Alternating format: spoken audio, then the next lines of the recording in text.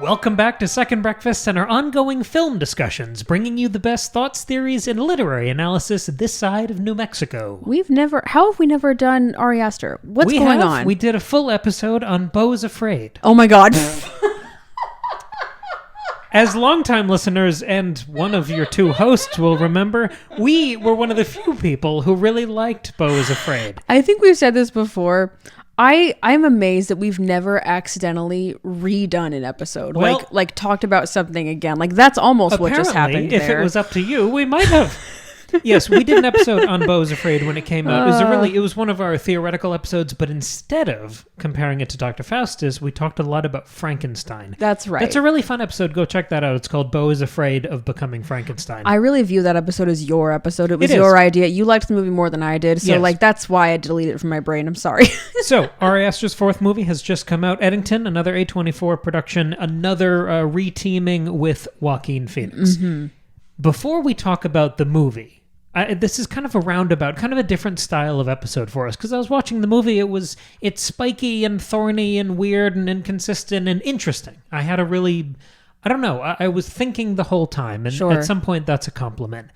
But I felt like I was kind of seeing The Matrix, because the movie's quite long.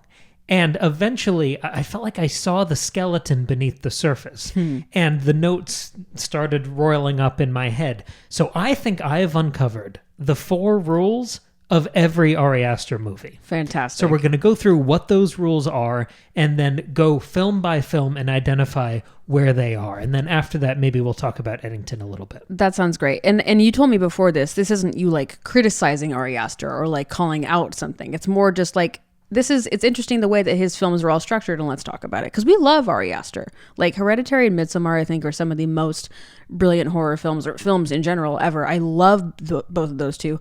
Beau Is Afraid was complicated, but I appreciated and admired it for what it was going for. We'll talk about Eddington later. But I really admire Ari Aster, and so I'm excited to talk about him in this way. I'm genuinely glad you're doing that preamble, because I had that in the notes underlined just in case, because, this is not a critique. I love that we have Ari Aster. I love this bold original voice that he has. I mean, he made the archetypical horror movie of this era with Hereditary. We can go back and forth on if we prefer Robert Eggers. I'm sure both of us do. Yeah. But I'm glad we have both of these guys working right now. Same. And I really admire that after you make a haunted house family implosion movie, almost a down-the-middle horror film that was accepted by general audiences. Yeah. You go, every movie he's made since then has been more and more bold and daring and non-commercial. I admire him so much. Me too, yeah. Midsommar being a weird, culty daytime horror. But,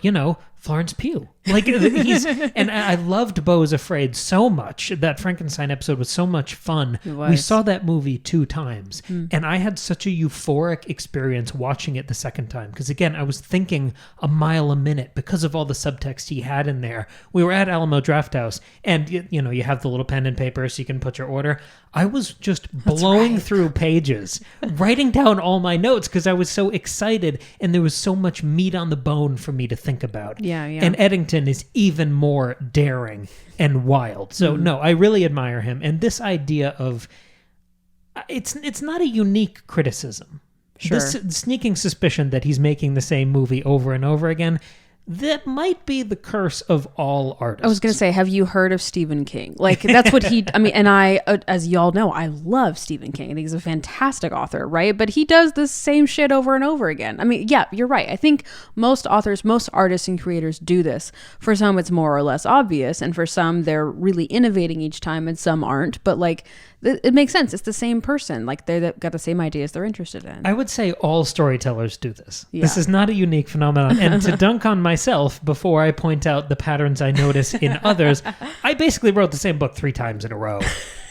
And I still catch myself being, me as a storyteller, I am attracted to certain plot ideas, certain twists, certain narrative structures. They appeal to me. They excite and interest me. So those are the lanes I follow. Those are the paths I go down.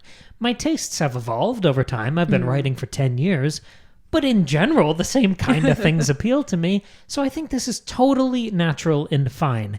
If anything, it's interesting. Right. So What is the pattern? Can you share those 3 books that you wrote 3 in a row, or are some of them meant to be for later release? Oh, I mean, there are plenty of them, but I realized I think it was the first 2 that I wrote were both interrogations of a system where it was almost a workplace comedy, but the boss was the big bad guy. Okay. And by the end, he was deposed and put on trial. Okay. And I wrote those at the same time, and I didn't realize I was writing the same book twice. So yeah, I'm not immune from this. Okay. No one is immune from this, and it's not a character flaw at all. To check out Cam's work, check out his website in the description of this episode. Please do. By the way. Lemon Tarts in Space. It's the newest, yeah. Okay. It's a good one. What is this pattern that I'm talking about? It has 4 elements, these 4 rules of every Ari Aster movie. The first one is male humiliation.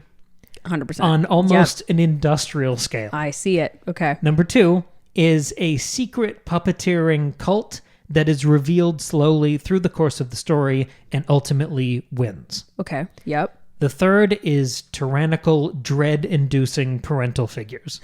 And it's more complicated than mommy issues. Yes. I see a lot of people say that, and I think that's agree. way too cheap. That's a cheap shot. It's more complicated than that. The fourth one is a pivotal moment, a singular pivotal moment of hyperviolence. Yeah. Okay. Mm-hmm. Okay. Definitely present in all of those. Next in my notes, italicized, it says, prove it / show your work. Yes. So we're going to go one by one through the movies. That sounds This is a fun great. kind of episode because I have no idea how long this is going to be. Yeah, right. We're just riffing. We'll just see. I mean, I feel like we go into every episode not knowing how long it's going to be. At least Yeah, I but do. weirdly, they all turn out 37 minutes long. Yeah, somehow they're all between like 32 It's and weird. 39 minutes. It's weird.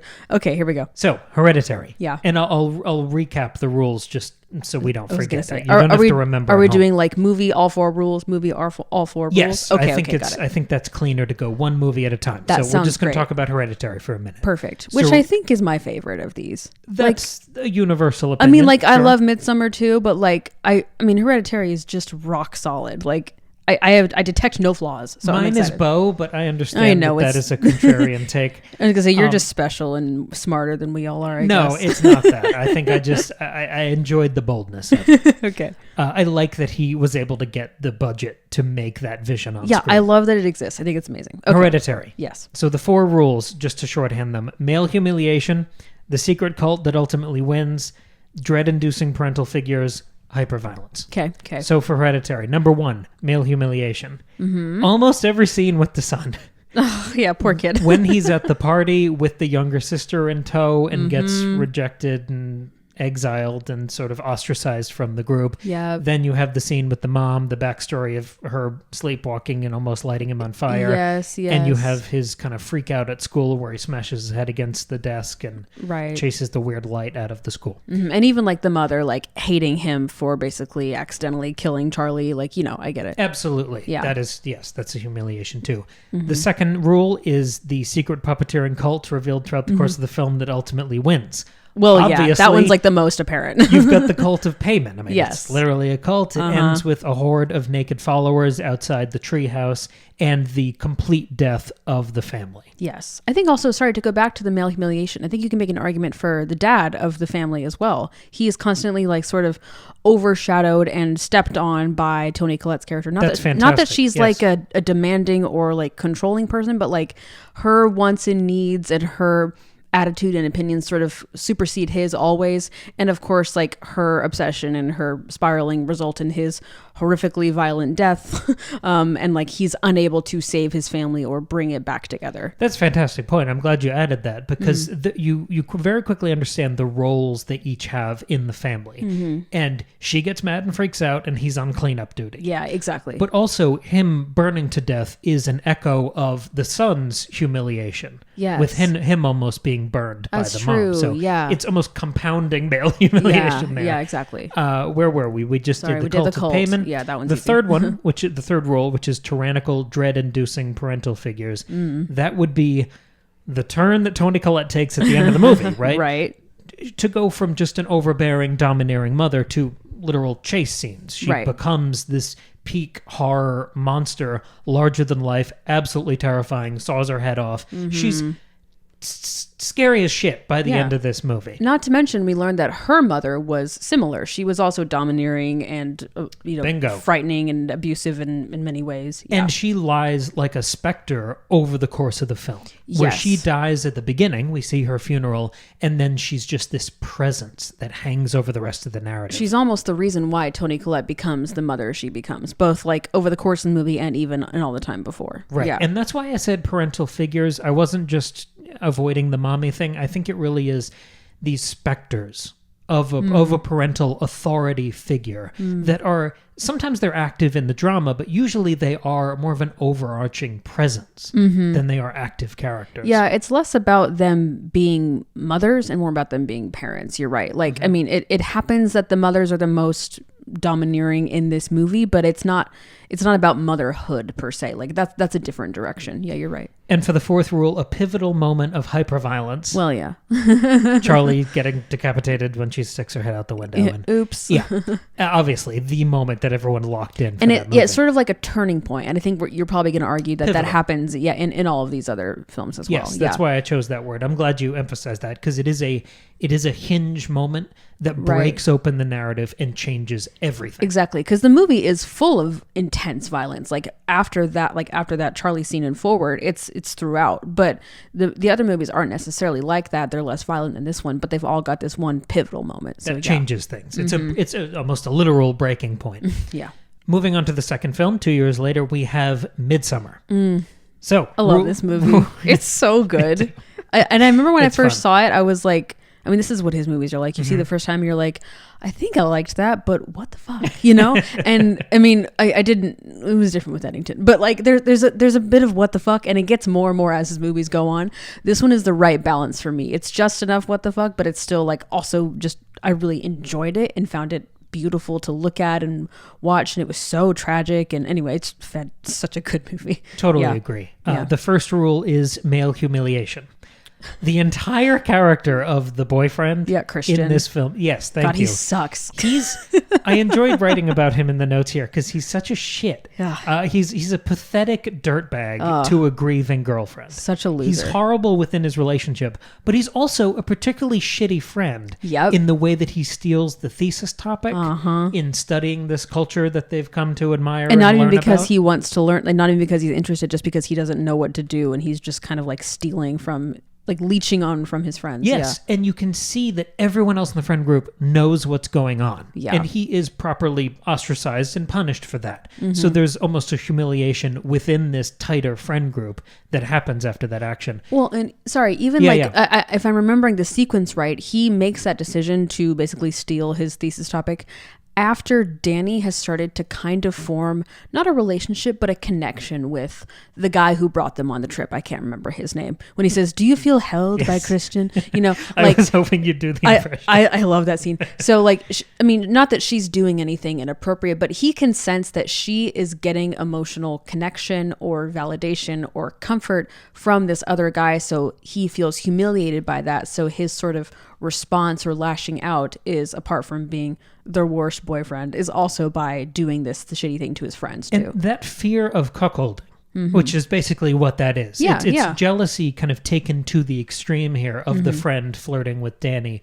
That will come back later in this discussion. Okay, great. I think that is part of the excesses of male humiliation that we achieve within the Ari Aster filmography. Cool. Other elements here for male humiliation, you have the whole breeding ritual.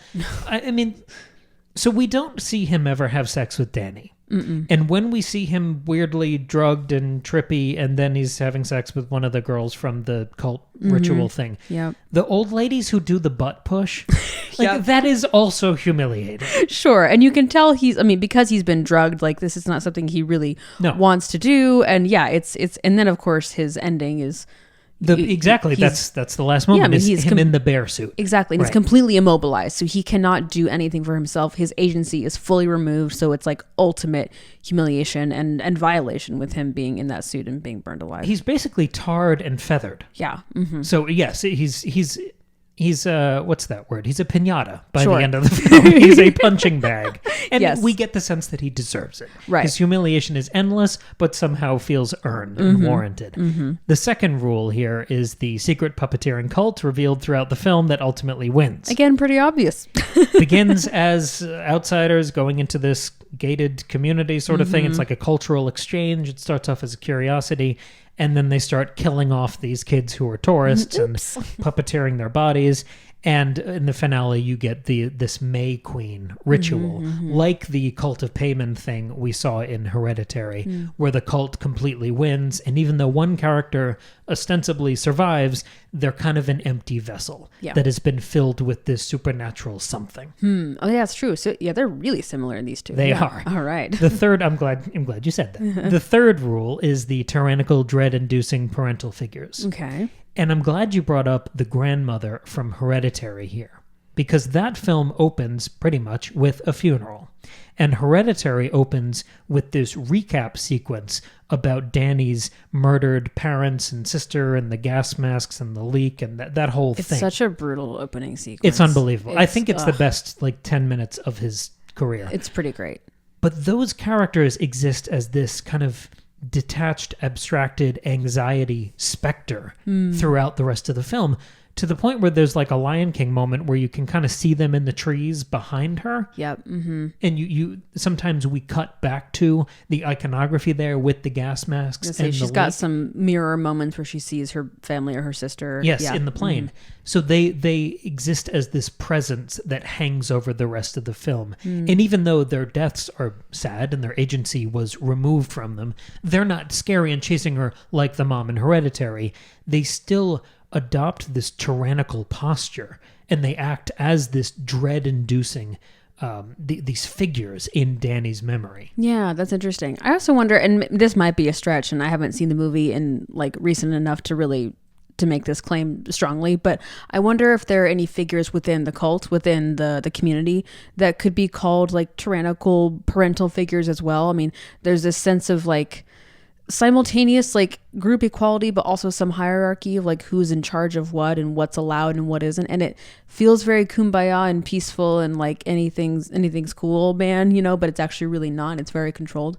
So I think just the cult as a whole could be seen as this overarching tyrannical parental figure. And it's similarly abstracted because it's an authority figure, but because it's this foreign group of people, you don't know any of the rules. Right. So remember when one of the guys goes off and pees, and then they all freak out because he's peeing on some holy relic? Yes. Yeah, you don't know when you're breaking the rules. Sure. And even if you make it more abstract, Danny goes to this place to seek comfort and solace from her grief, and who do you go to for comfort but your parents? And so it's this is sort of meant to be this place of healing and comfort and protection for her, and instead it becomes this horrible thing. That's fantastic. The fourth rule here is a pivotal moment of hyperviolence. And in Midsommar, it's the old couple who jump off the cliff. Yes. And the old guy doesn't die, so they pull out a big Donkey Kong hammer and bash his brains in. And it's and so far the movie has not been violent at all. I mean, the opening sequence where the family has died, but it's not violent, it's just tragic. Right, because it's a pretty peaceful way to die. This is bone and blood, and this is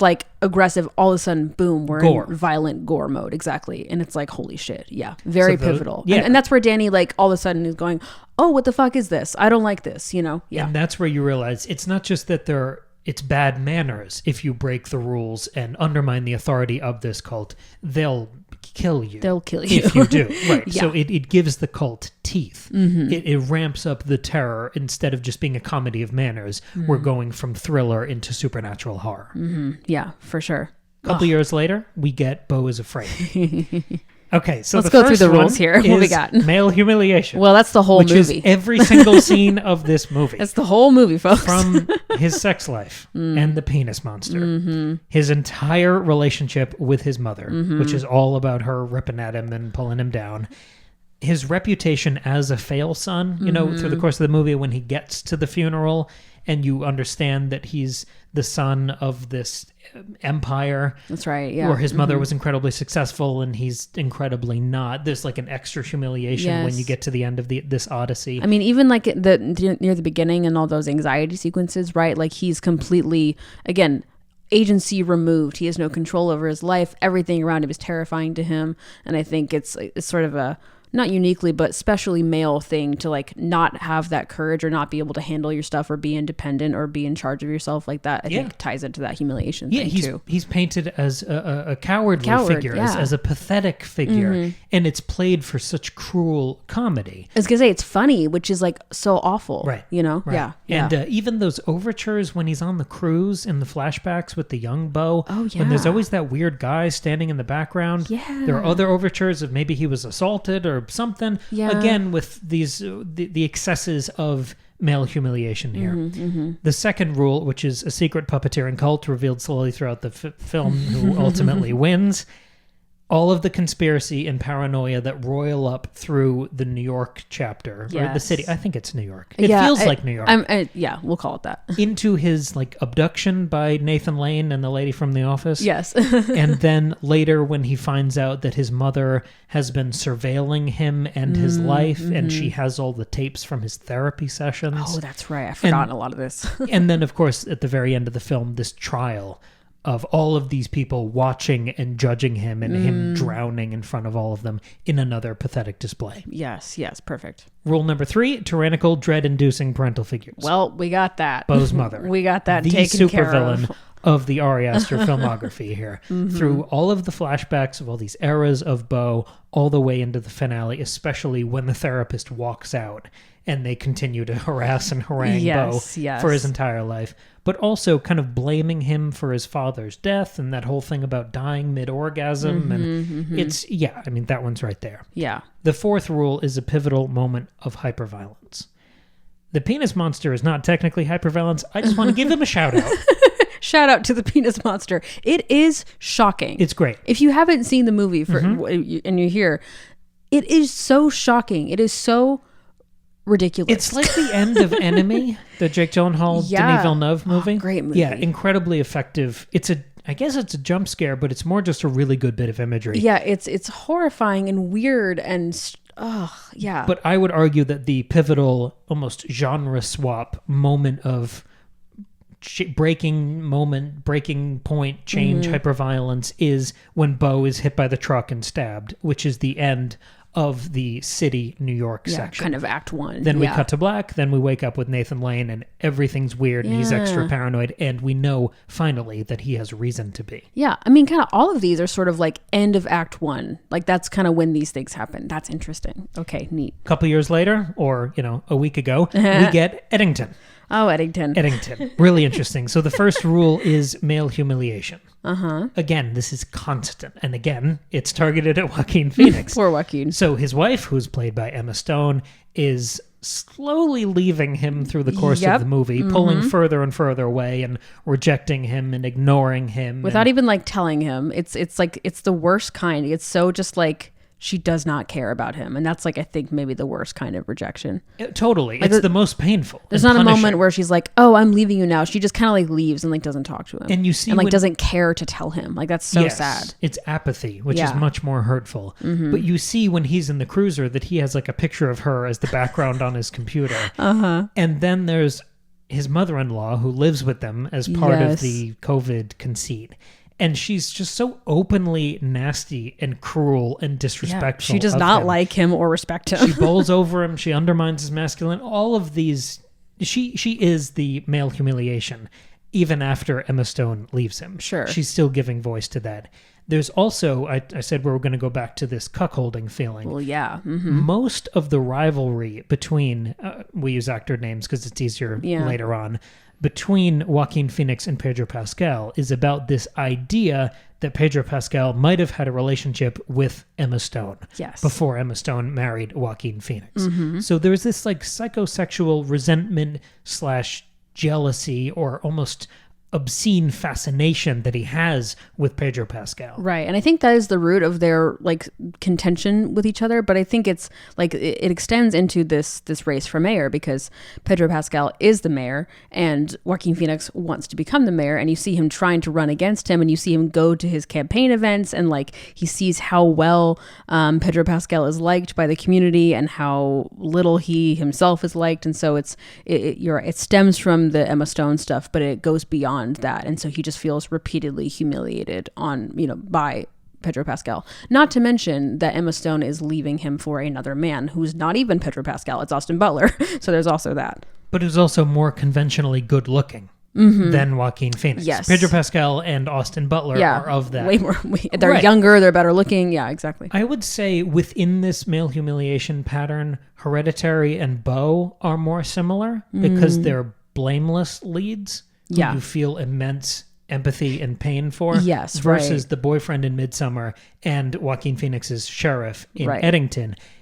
You feel like they deserve a lot of what they get. Because you kind of hate them. They do a lot of shitty things. And I think that escalates with everything else and gets worse and worse throughout the film. Yeah, interesting. The second rule here, as it's applied to Eddington, is secret puppeteering cult revealed slowly throughout the film, who ultimately wins. Right. And I think this one is more overt than any previous Ari Aster film, where you start with politics. 2020 politics, online echo chamber insanity. We all remember it. We all lived through it. We all lived to we're all trying to get out of it. Most of us lived through it to tell the tale. Conspiracy theories. Mm-hmm. And then slowly we introduce all of these other forces that might be at work here. We talk about puppet masters. We talk about Antifa. All these like flirtations with the conspiracies and the way people got wrapped up in the patterns of Tom Hanks and all the silly things that Ari Aster does a great job of roping in to create this paranoid period piece. Yeah, they don't say the word QAnon, but it's heavily implied. Totally. It's very much all of that stuff. Yeah. But then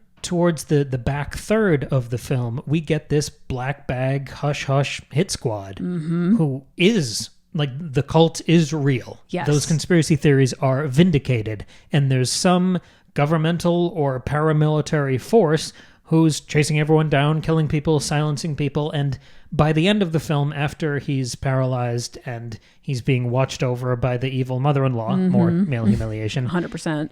Basically, all of the conspiracy theories, this cult, instead of being a demonic cult in Hereditary, instead of being this exotic culture in Midsommar, instead of being this hyper-paranoid, medicated mother puppeteer thing from Beau Is Afraid, the cult in Eddington is capital. It's big capital, and it's capitalism. It's this data center. The implication is that they're the ones who were silencing and cleaning house here. They have the vested interest in killing anyone who stops this project. And it's interesting to sort of, the way you're positioning all this, it's interesting to lump it with these like more traditional cults as we think of them, right? Like when you first think of cult, you think of something like Midsommar or Hereditary, and then it's a little more abstracted in Beau, but it's still very like, oh, that would never happen. That's very like, or that's very out of the ordinary, or like that's only weird, crazy people, right? Whereas this is like a very real thing, but like abstracted, and I like positioning it as a sort of like evil behind the scenes cult. That's really interesting. Yeah, and again, it's variations on a theme. If anything, I'm starting to admire the consistency of themes across these four films, which are all so different in aesthetic, in tone. You feel him developing as a writer and a director. So when he hits the same idea for the fourth time, I feel like he's doing it in such a sharp way.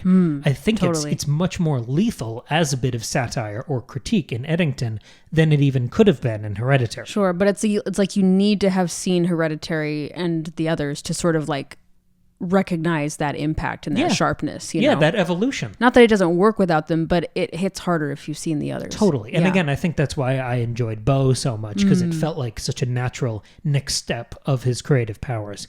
The third rule is tyrannical, dread-inducing parental figures.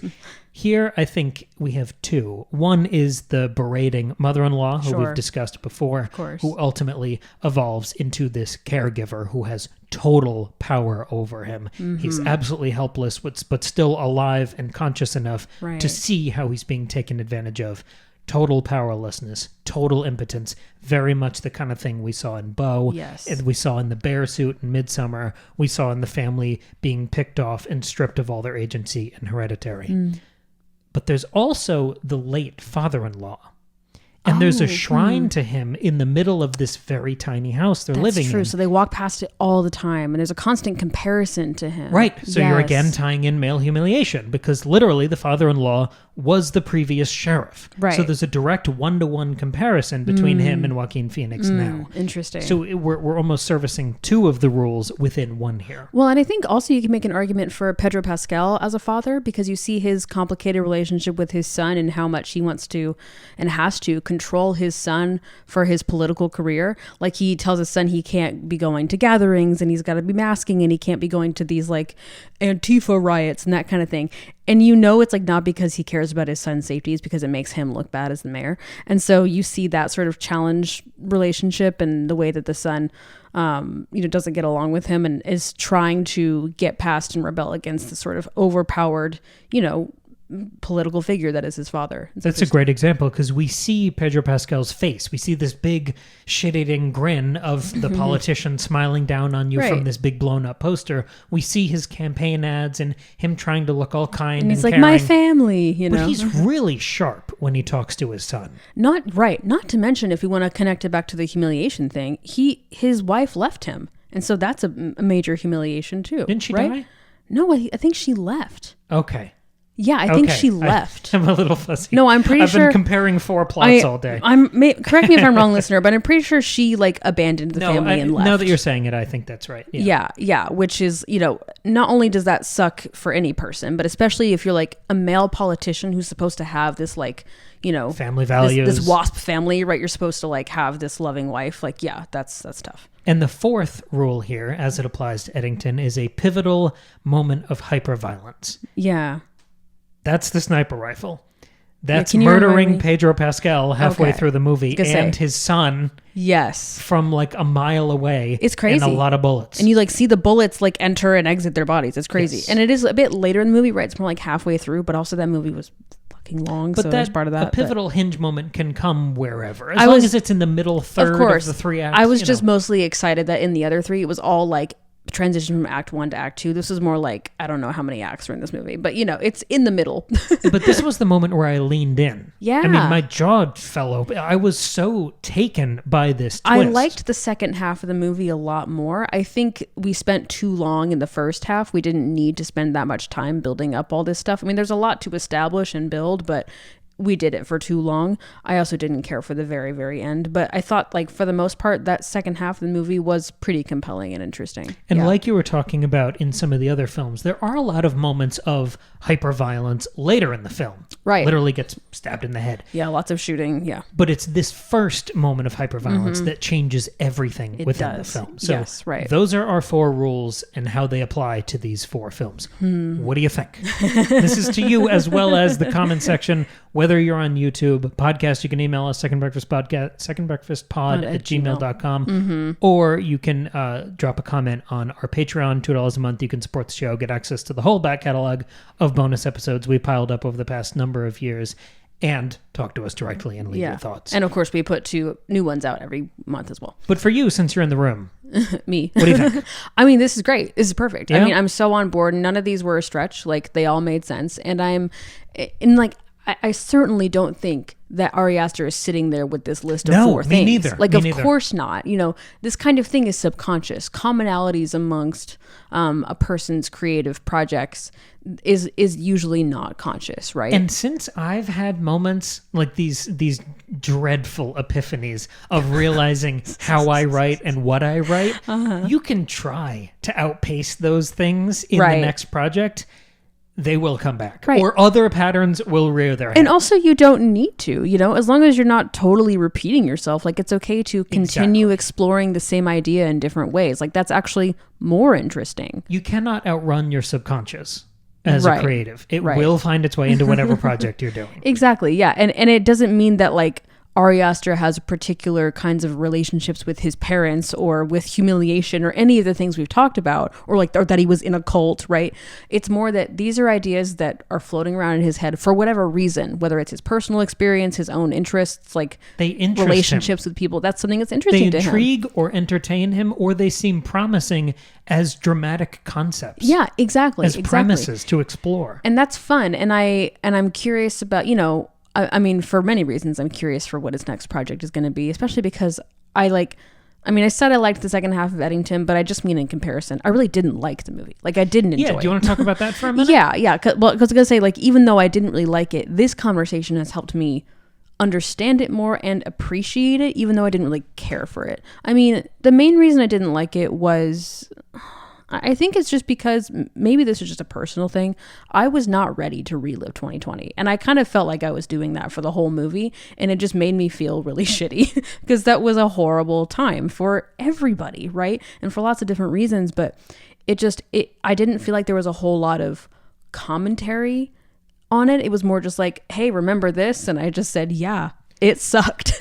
Did you feel that way? I totally get that. I think part of the creative process here, it's almost curatorial. When you're doing this kind of period piece that was so overwhelming, there was so much, I hate the word content, but you know what I mean. There were so many scandals and crises and phases of that era. And just human meltdowns, you know? Yes. Societal meltdowns. I think the process of creating a story that has an occasional interest in satire, comedy, commentary. It's more about which events you choose. And I thought his staging of this era was very funny and very sharp. Yeah, I thought there were moments that were pretty funny. He played the absurdity of it really well. I think as almost what we were talking about music the other day off podcast, just in life. And the podcast of life. Right.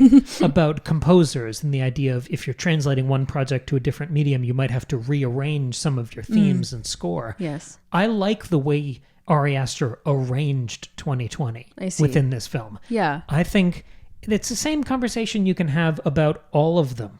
I think it's probably too long. There's probably too much going on, but I admire it. And I think it's interesting that the more movies he makes, the more detached I become from them, where I gear up. I'm interested always. And then I kind of need to see them a couple times, and I appreciate them almost academically or intellectually more than I just enjoy them. Sure. Yeah, that's how I feel about Beau, I think. I mean, there are moments of Beau that I really enjoyed, but for the most part, it wasn't a movie that I particularly liked, but I was very interested in it, and I really do appreciate it. Eddington is a little less so, you know? Like, we're kind of going... It feels a bit linear to me once you go past Midsommar, but... yeah, and I didn't think... It was frustrating to see these, like, really, really great actors not really getting a whole lot to do. Yes. That was disappointing. Honestly, okay, Sue, I just felt like a Tetris block slot into place in my brain because of something you just said. Locked and loaded. I just realized the perfect comparison work of art for this movie. Okay. It's Ty West's Maxxxine. I feel exactly about this movie the way I felt about Maxxxine, which those are, I think that was on Patreon. We talked about all three of those Ty West movies. Yeah, we Patreon. did Pearl, X, and Maxxxine. All interesting, all fantastic, but Pearl and X are better. Much better. But I loved the world of Maxxxine. I loved the characters, and there were so many really good actors doing really interesting work. And when the film ended, I felt so robbed because I feel like it either needed to be 70% longer or 50% shorter. Yes. I think this movie, Eddington, you either have to cut down to a rapid 90-minute razor-sharp satire, or genuinely, it should have been a miniseries. Yeah. Because Austin Butler is so good here. There's so much introduced, and I want to see him go further. You can feel him like grabbing onto the camera, begging for more screen time. Like he almost didn't even need to be in the movie, and it was so disappointing because I thought he could have been so great. If this was a 6-episode HBO miniseries, right, and you would have gotten more from Emma Stone, you would have gotten more from Austin Butler, you could have explored these ideas fully, because it felt like the movie was about to end. We were doing a classic Ari Aster, wipe out, the cult was victorious, time to kill off our leads. Then got stabbed in the head, faded to black, and then we got this weird like 20-minute segment that almost felt like an epilogue or him like vaguely starting to write a sequel. And on this press tour for this movie, he's been talking about having an idea for a sequel. No. But like I was locked in.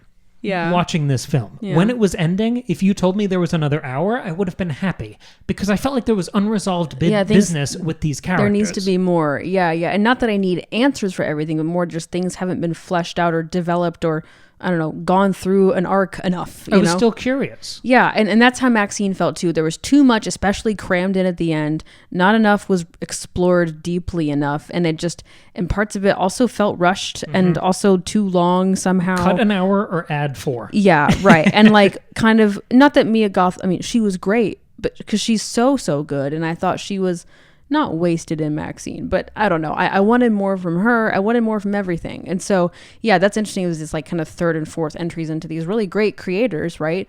Also originating from horror, but not quite tackling a topic as deftly or as succinctly or sharply as I would like them to, because Maxxxine plays with like true crime and serial killers and also culty stuff, and the female experience within all of that. And then Eddington is about COVID and politics and all of that, and it just doesn't do it quite well enough for me. So yeah, that's an interesting comparison. I like that. Very engaging. I'm always excited for the next Ari Aster film. Yeah, I just hope he does something horror. Like, it doesn't have to be mainstream hereditary horror. It can be weird, but he's so good at horror. I want more of that. I think that's when he's explored these ideas, I think, the most deftly and the most effectively. So I hope it's a little more horror, or at least horror adjacent. I just hope he still gets to continue making movies at this scale with this fullness of vision. Sure. Yeah. I also, I like Joaquin Phoenix, but maybe let's go with somebody else. Sure. I think that's just fair. My suggestion. Yeah, that's totally fair. But yeah, listener, let us know what you thought of Eddington, what you think of this sort of Ari Aster rule book that Cam's developed. Can you think of other creators who do similar things? I mentioned Stephen King, but every other creator does, but I would love to hear your specific examples and thoughts below. Thank you all so much for listening. This has been a really fun discussion. How long was it, by the way? 41 minutes. Oh, damn. We blew right past it. No, but barely though. I mean, like we're still in the margin. That's pretty good. Okay, cool. Well, like and subscribe and click the things so that the robots know that you like us, so that we keep doing this. And you can check out Cam's work through the link in the description as a reminder. Thank you so much for listening. We'll catch you in a few days with another brand new episode.